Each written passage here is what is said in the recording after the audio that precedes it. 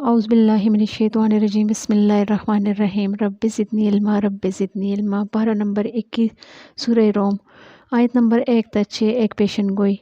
بسم اللہ الرحمن الرحیم۔ رومی قریب کی سرزمین میں مغلوب ہو گئے ہیں اور اپنی اس مغلوبیت کے چند سال کے اندر مغالب ہو جائیں گے۔ اللہ ہی کا اختیار ہے، پہلے بھی اور بعد میں بھی، یعنی سدا بادشاہی اللہ رب العزت کی ہے۔ آج رومی مغلوب ہو گئے ہیں اور ساری دنیا یہ سمجھ رہی ہے کہ سلطنت کا خاتمہ قریب ہے، مگر چند سال نہ گزرنے پائیں گے کہ پانسا پلٹ جائے گا اور جو مغلوب ہیں وہ غالب ہو جائیں گے۔ یعنی خدا کی خدائی میں کوئی اپنے زور سے غلبہ حاصل نہیں کر سکتا۔ جسے وہ اٹھاتا ہے وہی اٹھتا ہے، جسے وہ گراتا ہے وہی گرتا ہے۔ آیت نمبر 7 تا 20 زندگی اور موت کے متعلق، پھر سزا اور جزا کے متعلق اور انسان کی تخلیق کے متعلق کہ مٹی سے اسے پیدا کیا گیا۔ اگلی آیات میں اللہ تعالیٰ اپنی نشانیوں کا ذکر کرتے ہیں جو زمین آسمان میں پھیلی ہوئی ہیں، اپنی رحمت کا ذکر کرتے ہیں، پھر ازواج کے درمیان محبت کا ذکر کرتے ہیں کہ تمہارے لیے تمہاری ہی جنس سے بیویاں بنائی تاکہ تم ان کے پاس سکون حاصل کرو، اور تمہارے درمیان محبت اور رحمت پیدا کر دی۔ اور یہ اللہ تعالیٰ کی پیدا کردہ محبت ہی ہے جس کی بدولت میاں بیوی زندگی کی مجدار میں اپنی کشتی ایک ساتھ کھینچتے رہتے ہیں۔ آیت نمبر 30 کہ اللہ کی بنائی ہوئی ساخت بدلی نہیں جا سکتی، یہی بالکل راست اور درست دین ہے، مگر اکثر لوگ سمجھتے نہیں ہیں۔ یعنی یہ کہ خدا نے انسان کو اپنا بندہ بنایا ہے اور اپنی بندگی ہی کے لیے پیدا کیا ہے۔ یہ ساخت کسی کے بدلنے سے نہیں بدل سکتی۔ نہ آدمی بندے سے غیر بندہ بن سکتا ہے اور نہ کسی کو اپنا خدا بنا سکتا ہے۔ آیت نمبر 31 میں اللہ تعالیٰ فرماتے ہیں کہ قائم ہو جاؤ اس بات پر، اللہ کی طرف رجوع کرتے ہوئے، اور ڈرو اس سے، اور نماز قائم کرو، اور نہ ہو جاؤ ان مشرکین میں سے جنہوں نے اپنا اپنا دین الگ بنا لیا۔ نماز ہی ہے جو کافر اور مسلمان میں فرق واضح کرتی ہے، اور یہ نماز اللہ تعالیٰ سے فرمانبرداری کی عملی سرگرمی ہے جسے دیکھ کر کافر پر دہشت طاری ہوتی ہے اور مومن کو اپنے رب کے قریب کرتی ہے۔ آیت نمبر 37 رزق کے متعلق کہ یہ رزق کی جو فراوانی یا تنگی ہے اس میں تمہارا اپنا کوئی کمال نہیں ہے۔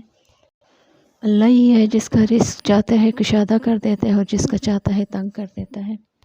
اگلی آیات میں اللہ تعالیٰ اپنے مومن بندوں سے فرماتے ہیں کہ رشتہ دار کو اس کا حق دو، مسکین اور مسافر کو اس کا حق دو، یہ طریقہ بہتر ہے اگر تم میری خوشنودی چاہتے ہو۔ یعنی اللہ کی خوشنودی حاصل کرنے کا بہترین طریقہ رشتہ داروں کو، مسکینوں اور مسافروں کو ان کا حق دینا۔ اگلی سورہ لقمان ہے۔ شرک کے نتائج اور توحید کی صداقت سمجھائی گئی ہے اور دعوت دی گئی ہے کہ باپ دادا کی اندھی تقلید چھوڑ دو اور کھلے دل سے اس کی تعلیم پر غور کرو جو نبی پاک صلی اللہ علیہ وسلم کی طرف سے پیش کی گئی ہے۔ آیت نمبر 1 تا 12 ہدایت اور رحمت نیکوکار لوگوں کے لیے، یعنی کہ یہاں پہ صفات اور فلاح بیان کی گئی ہے نیک لوگوں کی کہ جو نماز قائم کرتے ہیں، زکوٰۃ دیتے ہیں اور آخرت پر یقین رکھتے ہیں، یہی فلاح پانے والے ہیں۔ ان 3 صفات کا ذکر اس لیے کیا گیا ہے کہ باقی تمام نیکیوں کا دار و مدار ان پر ہے۔ نیک لوگوں کے لیے جنت کا وعدہ اور شرک کرنے والوں کے لیے دردناک عذاب۔ ان اللہ غنی الحمید، اللہ بے نیاز ہے اور آپ سے آپ محمود ہے، خواہ کوئی حمد کرے یا نہ کرے۔ آیت نمبر 13 شرک کے متعلق کہ شرک بہت بڑا ظلم ہے۔ اللہ تعالیٰ تمام گناہ معاف کریں گے مگر شرک کسی حال میں بھی معاف نہیں ہے۔ لقمان حکیم کی اپنے بیٹے کو نصیحت کہ خدا کے ساتھ کسی کو شریک نہ کرنا۔ ان اللہ لطیف الخبیر کہ اللہ باریک بین ہے اور باخبر ہے، کوئی چیز اس سے چھپی ہوئی نہیں ہے۔ نماز قائم کرنا، نیکی کا حکم دینا، بدی سے منع کرنا، مصیبت پر صبر کرنا، یہ وہ باتیں ہیں جن کی بڑی تاکید کی گئی ہے۔ سورہ کے آخر میں قیامت کا ذکر ہے۔ اس دن سے ڈرو جب کوئی کسی کے کام نہیں آئے گا، نہ باپ بیٹے کے اور نہ بیٹا باپ کے۔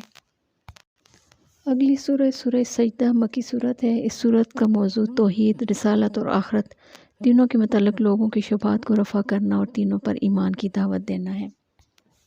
نبی کی دعوت کو وہ افسانہ کہتے تھے، انہیں بتایا گیا کہ یہ کوئی نئی بات نہیں ہے، اس سے پہلے حضرت موسیٰ کو بھی یہ کتاب دی گئی جسے تم جانتے ہو، یعنی جس طرح وہ کتاب بنی اسرائیل کے لیے ہدایت تھی اور یہ تمہاری ہدایت کے لیے ہے۔ آیت نمبر 1 تا 11 بلا شبہ یہ رب العالمین کی کتاب ہے، اس کے سوا کوئی حامی اور مددگار نہیں ہے۔ وہ آسمان سے زمین تک دنیا کے ہر معاملات کی تدبیر کرتا ہے۔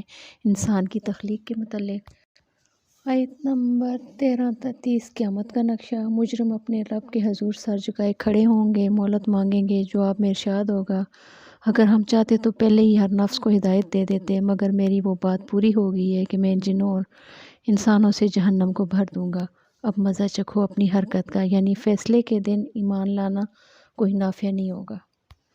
یعنی حقیقت کو دیکھ کر، سزا کو دیکھ کر ایمان لانا کوئی نفع نہیں دے گا اور نہ ہی کوئی مہلت ملے گی۔ وآخر دعوانا الحمدللہ رب العالمین۔